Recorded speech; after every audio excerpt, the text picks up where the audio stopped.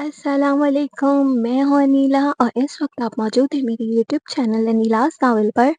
कैसे हैं आप सब? उम्मीद करता हूँ खैरियत से होंगे, अपना बहुत ज़्यादा ख़्याल रख रहे होंगे। तो जनाब आज मैं हाज़िर हूँ इत्तेकाब जुर्म के किस्त नंबर 20 के साथ। जल्दी-जल्दी चैनल को सब्सक्राइब कर दें, बेल आइकन के बटन को लाज़मी प्रेस करें ताकि मेरी हर आने वाली वीडियो आपको बर वक़्त मिल सके। ये नॉवल आप लोगों को कैसी लगती है? अपनी राय का इज़हार कमेंट सेक्शन में ज़रूर दिया करें, मुझे बताया करें ताकि मेरी हौसला अफ़ज़ाई हो सके। मुझे आप लोगों के प्यारे-प्यारे कमेंट का बेसब्री से इंतज़ार रहता है।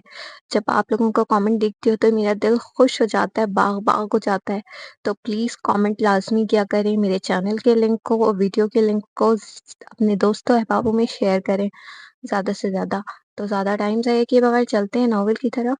एक रौनक घर जहाँ हर तरफ हलचल मची थी। हसन पीर साहब के घर में आज ख़ास कहमा-कहमी थी। शाम में आइद के वालिदैन कशमाला को देखने आ रहे थे और रेहाना बेगम इस मौके को हर मुमकिन खूबसूरती से निभाने में लगी थीं। किचन में रेहाना बेगम हाथों में आटा लगाए, चेहरे पर खफीफ-सी मुस्कुराहट सजाए, कई अक़साम के लवाज़मात तैयार कर रही थीं। कहीं शामी कबाब बन रहे थे, कहीं गुलाब जामुन तैयार किए जा रहे थे और चूल्हे पर काबली पुलाव की खुशबू फैल चुकी थी। कशमाला अपने कमरे में आईने के सामने खड़ी थी। वार्डरोब खुला था और सामने कई दिलकश ड्रेसेस बिखरे हुए थे। वो एक के बाद एक जोड़ा अपने ऊपर रख कर देख रही थी, लेकिन फैसला नहीं कर पा रही थी। मम्मा, मुझे कुछ समझ नहीं आ रहा, क्या पहनूं? वो ऊंची आवाज में बोली। रेहाना बेगम ने मुस्कुराकर आवाज दी, बेटा कुछ भी पहनो, तुम तो वैसे ही चांद का टुकड़ा लगती हो, बस दिल से पहनो, सब अच्छा लगेगा। कशमाला ने एक हल्की सी गुलाबी रंग की फ्रॉक हाथ में ली और आईने में खुद को देखते हुए जेरे लब मुस्कुराई, लेकिन उसके चेहरे पर एक अनजानी सी झिझक और बेचैनी भी थी। दिल की धड़कन कुछ तेज हो रही थी। कशमाला आईने के सामने खड़ी गुलाबी फराक अपने ऊपर रख कर देख रही थी कि दरवाजे पर हल्की सी दस्तक हुई और अगले ही पल फजीलत झांकती हुई अंदर आ गई। हाय हाय, ये कौन शहजादी तैयार हो रही है? फजीलत ने शरारत से आंख दबाई। कशमाला झीप पर मुस्कुराई, बस वैसे ही देख रही थी, कुछ समझ नहीं आ रहा। फजीलत ने कमर पर हाथ रखे, नखरे से बोली, ओह प्लीज, तुम्हें अब भी समझ नहीं आ रहा? मतलब दुनिया की इतनी हसीन लड़की कंफ्यूज है कि आज आयत को कैसे अपनी तरफ मतवज्जा करे। वाह भाई। कशमाला ने मसनूई गुस्से से उस पर कुशन फेंका। फजीलत, फजूल बातें मत करो। फजीलत कहका लगाकर बोली, फजूल मैडम, ये जिंदगी का सबसे खूबसूरत लम्हा होने जा रहा है और तुम ऐसे कंफ्यूज हो रही हो जैसे इंटरव्यू देने जा रही हो। फिर वो कशमाला के करीब आई, फ्रॉक हाथ में ली और उसे आंखों के सामने करके बोली, यही पहनो, तुम इसमें बिल्कुल गुलाब लगोगी। वो देखेगा तो दिल हाथ में लेकर बैठ जाएगा। कशमाला ने शर्माते हुए सर झुका लिया और फजीलत ने छेड़ने के अंदाज में कहा, अभी से ऐसी घबराहट, जरा सोचो, जब रुखसती का वक्त आएगा तो तुम्हारा क्या हाल होगा। दोनों हंसने लगी और लम्हे भर को कशमाला का दिल कुछ हल्का हो गया।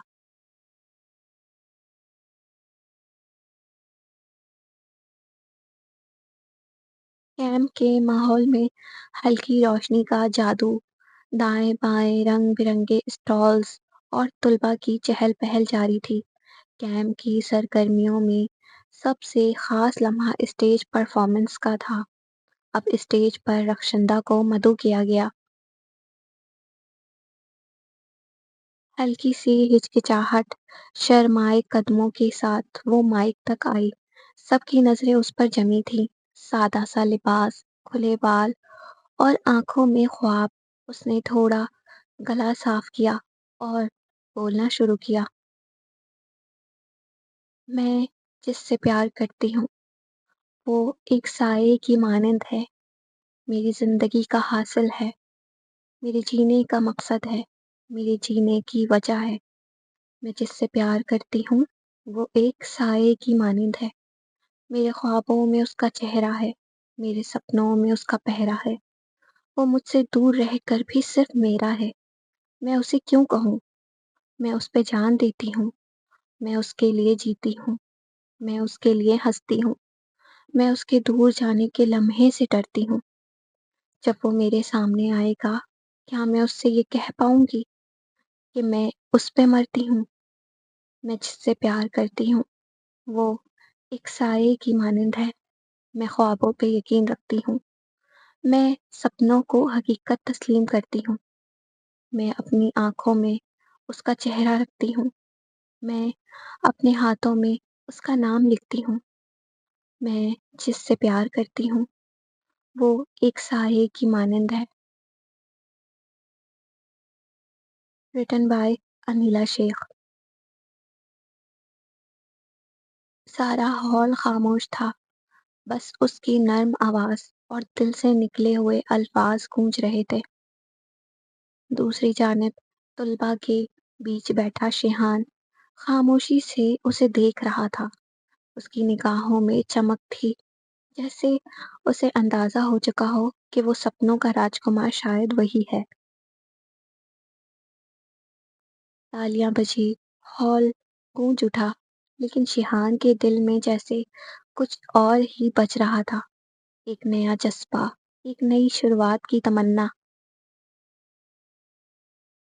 رخشندہ کی غزل سناتے ہوئے نظریں اسٹیج پر تھیں، مگر ہال کے بائیں جانب استادوں کے مخصوص گروہ میں بیٹھا ایک 30 سالہ نوجوان، جس کی موجودگی خود میں ایک پرکشش خاموشی کا اعلان تھی، اسے بڑی دلچسپی سے دیکھ رہا تھا۔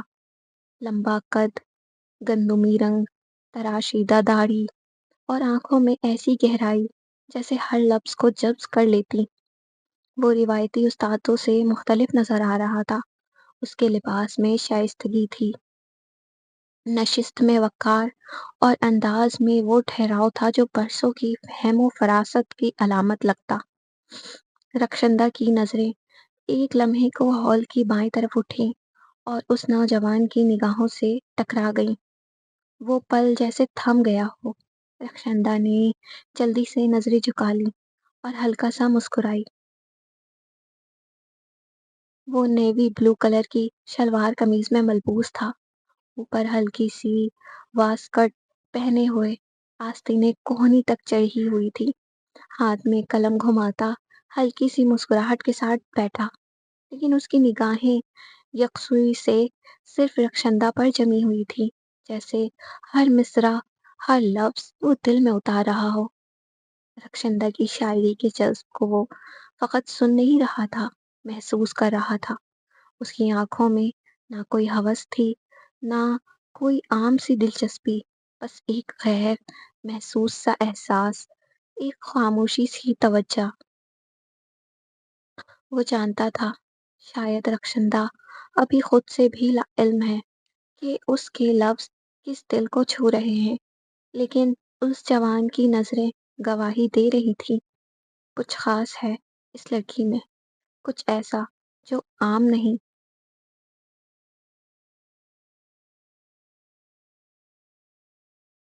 شام کا وقت پورے فلیٹ میں ایک خاص سی گہما گہمی لے آیا تھا۔ مہمانوں کی آمد کے لیے سب تیاریاں مکمل تھی۔ کشمالہ دل ہی دل میں بے حد نروس تھی، جبکہ اندلب مسلسل اسے سنبھال رہی تھی۔ ٹنگ ٹانگ، دروازے پر بیل بجی۔ ریحانہ بیگم نے تیزی سے دوپٹہ سنبھالا اور دروازے کی سمت گئیں۔ دروازہ کھولا تو سامنے عائد کے والدین نہایت وقار کے ساتھ کھڑے تھے۔ والد فخرالدین صاحب سفید شلوار قمیص اور واسکٹ میں نہایت باوقار لگ رہے تھے، جبکہ ان کی اہلیہ بلقیس بیگم زردی رنگ کے نفیس سوٹ میں گہری نظریں لیے ہر کونے کا جائزہ لے رہی تھیں۔ ریحانہ بیگم نے چہرے پر مسکراہٹ سجاتے ہوئے کہا، آئیے، خوش آمدید، آپ کا ہی انتظار تھا۔ انہوں نے آگے بڑھ کر گرم جوشی سے معائقہ کیا اور نہایت عزت و احترام سے انہیں لاؤنج میں لے آئیں، جہاں صوفے پہلے سے آراستہ تھے۔ خوشبودار قہوے اور نمکین بسکٹ ساتھ رکھے گئے تھے۔ فخرالدین صاحب نے ایک نظر پورے لاؤنج پر ڈالی، پھر بیٹھتے ہوئے بولے، بہت خوبصورت اور سلیقے سے سجا ہوا گھر ہے۔ ریحانہ بیگم نے شکر ادا کیا اور کچھ دیر رسمی گفتگو جاری رہی۔ عائد نہیں آیا آپ لوگوں کے ساتھ؟ حسن صاحب نے سوال کیا۔ جی نہیں، اسے ضروری میٹنگ اٹینڈ کرنی تھی، بے لچک سے انداز میں فخرالدین صاحب نے کہا۔ اب ماحول سنجیدہ ہونے لگا تھا، ہر ایک کو انتظار تھا کہ کشمالہ کب سامنے آئے۔ عائد کی بلقیس بیگم نے اچھلت سے کہا، اگر ممکن ہو تو کشمالہ کو جلدی بلا لیں، ہمیں کہیں ضروری کام سے جانا ہے۔ ریحانہ بیگم نے مسکراتے ہوئے کہا، جی جی، ضرور، میں ابھی بلاتی ہوں۔ ریحانہ بیگم قہوہ سرو کر رہی تھی اور حسن صاحب عائد کے والدین کے ساتھ بیٹھے خوشگوار انداز میں بات چیت میں مصروف تھے، جب اچانک عائد کے والد کی بات نے فضا کا رنگ ہی بدل دیا۔ انہوں نے نہایت تلخ لہجے میں کہا، کیا آپ لوگ اپنی بیٹیوں کو پہلے سے ٹریننگ دے دیتے ہیں، سکھاتے ہیں کہ امیر زادے کو کیسے پھنسائے جاتے ہیں؟ یہ جملہ ایسا تھا جیسے سارا ماحول ساکت ہو گیا ہو۔ ریحانہ بیگم کے ہاتھ میں تھامے قہوے کا کپ ہلکے سے لرز گیا، حسن صاحب کی پیشانی پر بل پڑ گئے، ان کے چہرے کا رنگ بدل گیا۔ انہوں نے تحمل سے مگر گہرے لہجے میں کہا، محترم، آپ ہمارے گھر آئے ہیں، ہم نے آپ کو عزت دی، خوشی سے بلایا، لیکن اگر آپ اپنی سوچ کے ساتھ صرف الزام لے کر آئے ہیں تو شاید آپ کو یہاں نہیں آنا چاہیے تھا۔ ریحانہ بیگم نے دھیرے سے کہا، ہم نے اپنی بیٹیوں کو صرف عزت دینا سکھائی، کسی کا دل جیتنا سکھایا ہے، فریب دینا نہیں۔ اگر آپ کے بیٹے کا رجحان ہماری بیٹی کی طرف ہے تو اس میں قصور کس کا ہے؟ عائد کی والدہ کا چہرہ تاحال غرور سے اکڑا ہوا تھا، ماحول بوجھل ہو چکا تھا، کشمالہ اندر ہی سب کچھ سن چکی تھی اور اس کی آنکھوں سے آنسو خاموشی سے بہنے لگے تھے۔ ہم اپنے بیٹے کے لیے کسی غریب ترس کھانے والی لڑکی کا رشتہ ہرگز نہیں لائے تھے، ہم تو بس اس کی ضد پر مجبور ہو کر آئے تھے۔